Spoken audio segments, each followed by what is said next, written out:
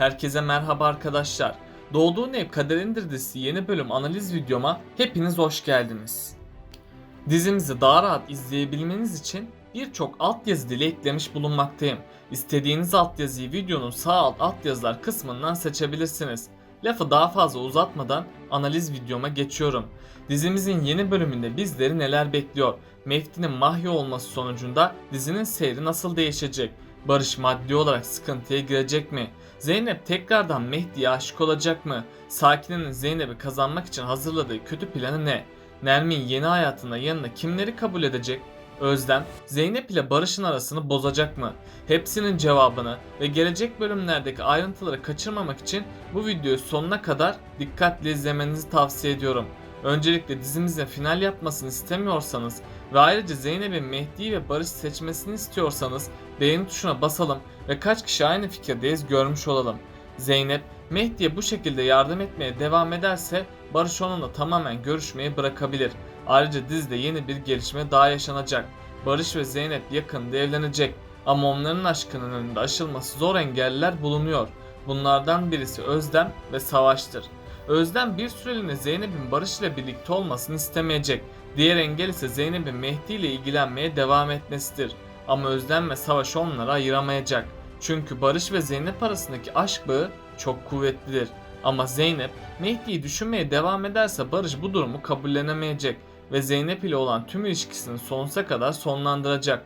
Zeynep de bu olanlara dayanamayıp akli dengesini kaybedecek. Zeynep bu zor zamanlarda kendi başına mücadele edecek. Zeynep tedavi görmeye başlayacak. Yavaş yavaş iyileşmeye başlayan Zeynep bu zamana kadar yapmış olduğu hataları fark edecek ve hayatına yeni bir başlangıç yapacak. Nermin Hanım eski günlerine geri döndü. Zeynep, Nermin'in dinlemeye devam ederse sonunda yalnız başına kalacak. Peki sizce Barış ile Zeynep arasındaki ilişki zarar görecek mi? Bakalım siz bu konuda ne düşünüyorsunuz? Ne yazık ki tüm kötü olaylar üst üste yaşanmaya devam ediyor. Zeynep'in ne yaptığını bilmez bir durumda hareketlerine devam etmesi izleyicileri çok sinirlendiriyor.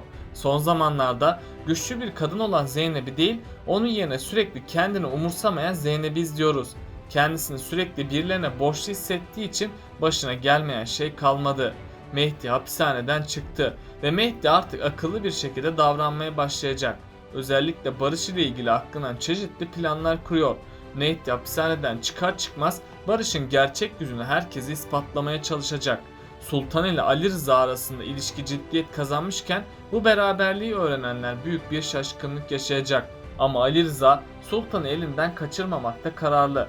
Mehdi ise Zeynep'in ilgisini yanlış yorumlamaya ve içeriden çıktıktan sonra kendini Zeynep'e karşı affettirme hayallerini kurmaya devam ediyor. Zeynep ile Barış'ın evlilik kararı almaları biraz daha zaman alacak. Özlem de Zeynep'in Barış ile evlenmesini istemediği için onları rahat bırakmayacak. Ayrılmaları için sürekli Zeynep ile ilgili başka engeller arayacaktır. Zeynep'in Mehdi'ye olan düşkünlüğü Barış'ın sabrını taşırıyor. Barış Zeynep'le yeni bir ilişki yaşamak istese de bunun gerçekleşebilmesinin imkansız bir olay olduğunun farkına geç olsa da varacak. Bu arada dizimizin reytingleri çok düştü. Dizinin bitmesini istemeyenler lütfen videoyu beğenip yorum yapsın. Gücümüzü senaristlere kanıtlayalım. Mehdi, Zeynep'in kendisiyle yeniden birlikte olacağını düşünüyor. Cezaevinden kurtulduktan sonra Zeynep ile yeniden evlenmenin hayallerini kuruyor. Nermin Hanım, Zeynep'in Barış'la yeni bir ilişkiye başlaması gerektiğini tavsiye edecek ve Barış'a bu konuda yardımcı olacak.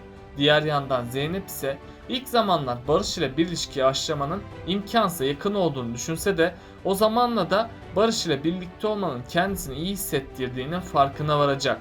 Bu yüzden Barış'a olan duygularını saklayamıyor. Bu arada Barış ile Savaş'ın dominant ablası Özlem, Zeynep'le Barış'ı bir arada tutmaya çalışıyor. Çünkü Özlem kardeşlerini aşırı derecede önemsiyor ve onların hiçbir şekilde üzülmelerini istemiyor. Ama Mehdi hapisten çıkar çıkmaz hiç kimsenin ummadığı bir hayat yaşamaya başlayacak. Bu kadar fazla güce aniden sahip olan Mehdi ve ailesi şaşkınlığını gizleyemeyecek. Mehdi ailesiyle birlikte yeni hayatlarına alışmaya başlayacak. Nuh'un Barış'ın şoförlüğünü yaptığını öğrenince işi bırakıp kendisinin yanında çalışmasını isteyecek. Fakat Nuh'un bu teklifi reddetmesinden dolayı araları biraz bozulacak. Cemile ise yine Mehdi ile Nuh'un arasındaki kırgınlığı düzeltmeye çalışacak. Mehdi ise Cengiz Baba'nın güvenini boşa çıkarmaması için elinden geleni yapacak. Diğer yandan Barış, Mehdi'nin dışarıda olmasından dolayı çok huzursuz olacak. Çünkü Zeynep'in onu terk edip Mehdi'ye dönme ihtimali çok yüksek. Zeynep ise özellikle Nermin, Barış ve Emine'nin Mehdi ile ilgili duyduğu şüpheler yüzünden iyice tedirgin olacak. Aslında Barış, Zeynep'in Mehdi tarafından zarar görmesini istemediği için onun peşine adam gönderecek. Ama Zeynep peşindeki adamları Mehdi'nin gönderdiğini düşünecek. Mehdi de artık Zeynep'e zarar vermeyeceğini söylemesine rağmen kimse ona inanmıyor. Aksine Zeynep ve ailesine zarar gelmemesi için Mehdi bu gücünü kullanmaktan çekinmeyecek. Nermin Hanım'ın yeniden sahip olduğu servetiyle ona istediği gibi bir ev bulmasına Zeynep yardım edecek. Ama onunla birlikte gidip kendi düzenini bozmak istemeyecek.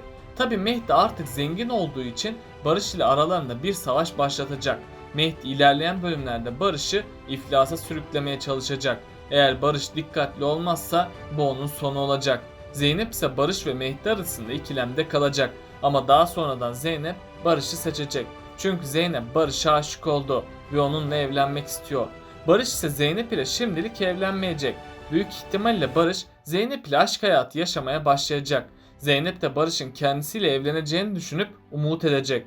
Daha sonradan Zeynep Barış ile ilişkiye girecek. Ama bu birliktelik ikisinin de sonunun gelmesine sebep olacak. Çünkü Barış Zeynep'i daha sonra aldatacak. Savaş Zeynep'i bu konuda uyaracak olsa da kimseler onu dinlemeyecek. Bu da Zeynep'in en büyük hatası olacak. Bu videonun da sonuna gelmiş bulunmaktayız.